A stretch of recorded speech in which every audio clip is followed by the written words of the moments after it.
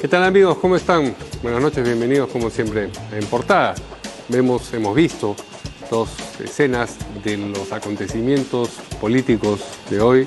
Evidentemente, la noticia es, y que la conocemos desde temprano, es que se le negó la confianza al gabinete encabezado por Pedro Cateriano. Ya saben ustedes, 54 votos en contra, solo 37 a favor, 34 me parece abstenciones también. Y eso pues genera la necesidad de que en 72 horas el presidente vuelva a designar un primer ministro, arme un gabinete y que a la larga vuelva a pasar por el trance por el que ha pasado hoy el gabinete cateriano, es decir, que presente un plan de acción y que el gabinete y el Congreso dé o no la confianza. En fin, esa es la situación. El presidente de la República, como vieron ustedes también, respondió a lo ocurrido con un mensaje a la opinión pública, al país, en el que en buena cuenta dice, bueno, yo tengo que hacer lo que tengo que hacer. No puede no aceptar lo que ha ocurrido con el Congreso. Está, digamos, regulado eso de ahí en la Constitución. Pero claro, lo que sí está diciendo es, el Congreso ha generado una crisis más en medio de todas las que tenemos y, por si acaso, si el detonador de esto ha sido, como parece, por lo menos en muchos de los votos que fueron en abstención o en contra, si el detonador ha sido la situación o la permanencia del ministro de Educación, que en el fondo significaba ir adelante con la reforma en lo que concierne a las universidades, pues eso no se negocia, ha dicho el presidente, es decir, van a insistir con esa línea. Ese es el marco general. Vamos a conversar hoy con dos congresistas, con algún excongresista y también con analistas políticos para ver distintos puntos de vista sobre lo que ha sucedido. Nuestro primer invitado es el congresista de la bancada del Partido Morado, Gino Costa. ¿Qué tal, Gino? Buenas noches, ¿cómo estás?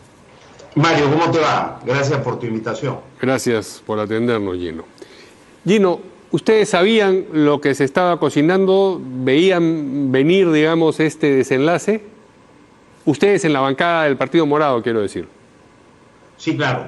Sí, digamos, poco a poco y con las dificultades, Mario, de estar en una sesión virtual sí, del Pleno del Congreso, que impone pues unas limitaciones tremendas, ¿no?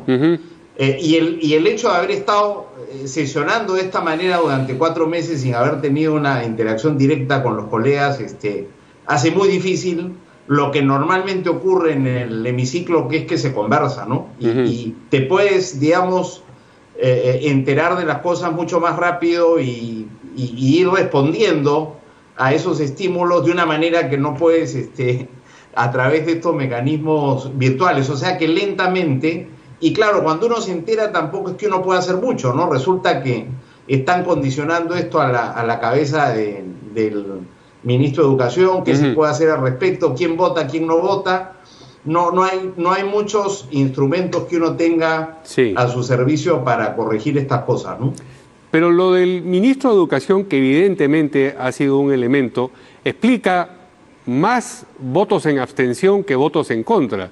Los votos en contra, por ejemplo, los del Frente Amplio o los de UPP, no se explican necesariamente por digamos, la controversia en torno al ministro de Educación concretamente.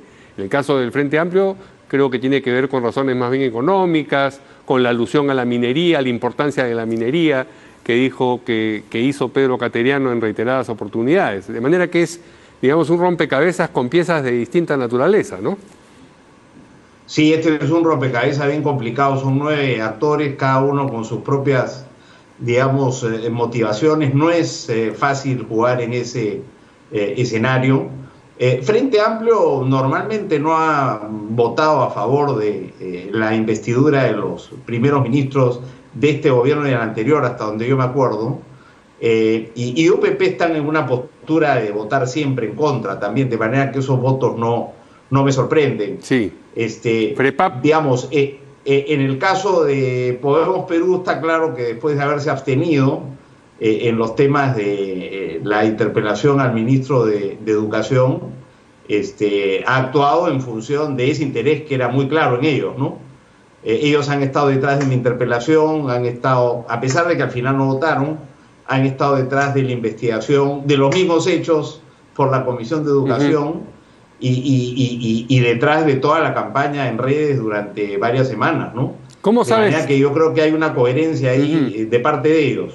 Claro, sí, dices que en esa bancada existía un interés específico en que este ministro de Educación no permaneciera en el cargo porque era una especie de emblema de la reforma y de aquel aspecto de la reforma que no le interesa, digamos, a quienes tienen empresas vinculadas a la actividad universitaria y que no han recibido buenas noticias de parte de la SUNEDU. ¿Cómo sabes que estuvieron ellos detrás de la interpelación si es que no votaron a favor? ¿Qué acciones concretas puedes tú asociar a Podemos que te hagan decir que estuvieron detrás de esa interpelación?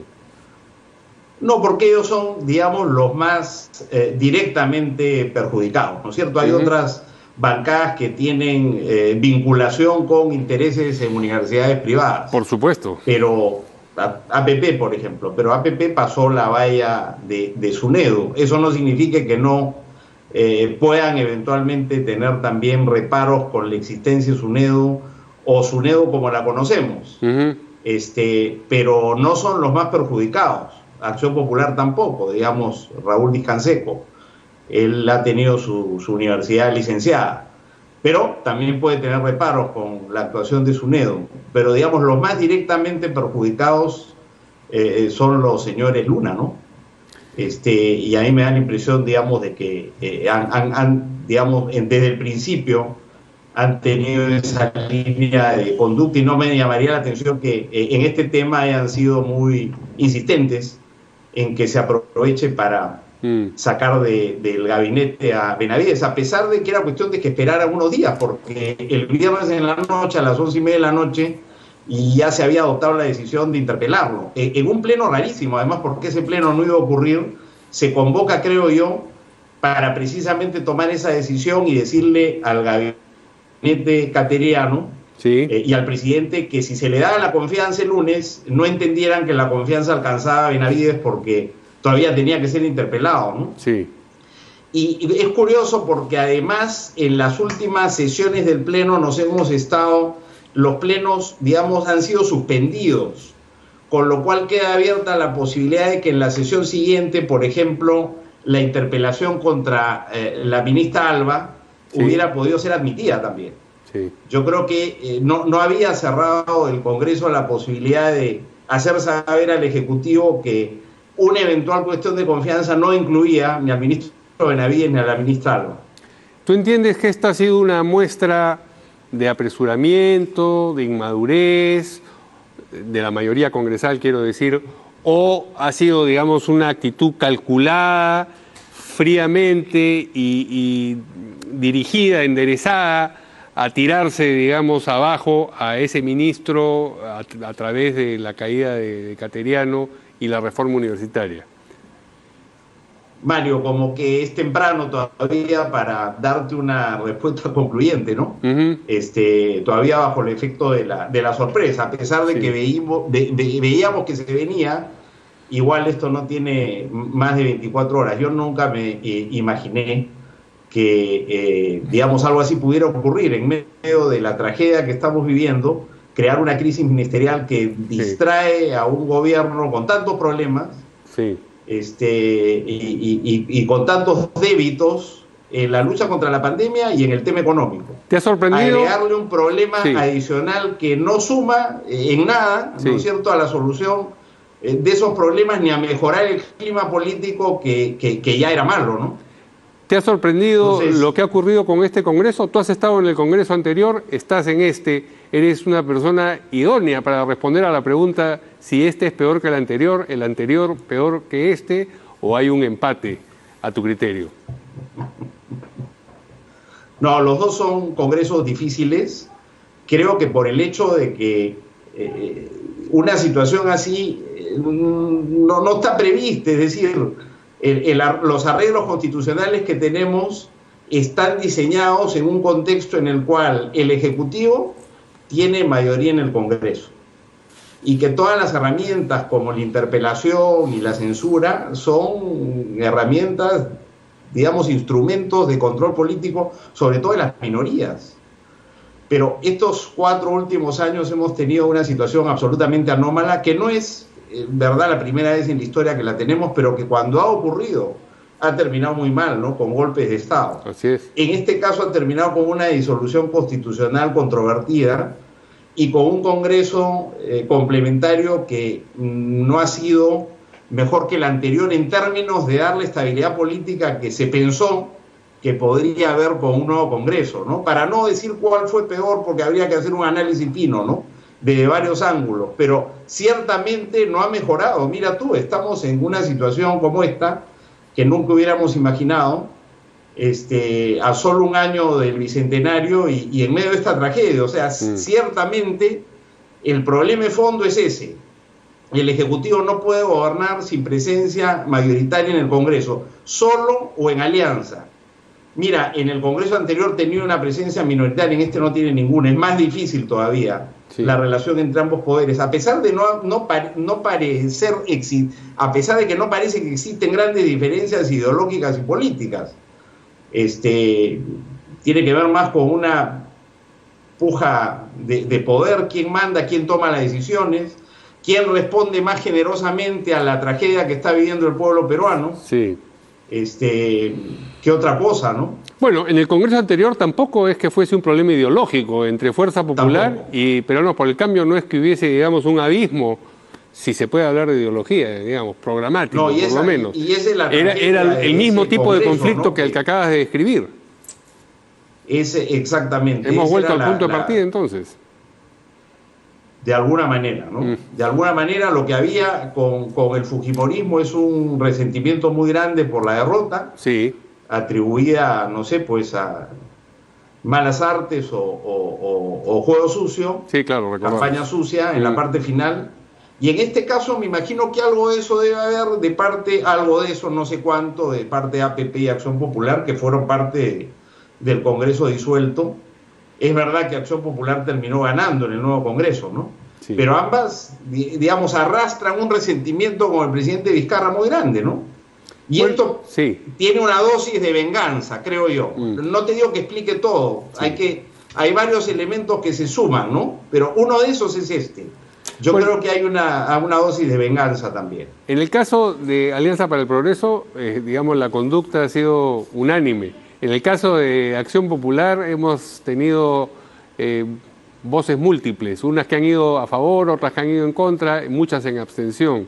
Pero en fin, todo forma parte del mismo síntoma. ¿Crees tú que el gobierno, el presidente Vizcarra, debería insistir con un gabinete en la misma línea? ¿Debería, por ejemplo, permanecer la ministra Alba en Economía, el ministro Benavides en Educación?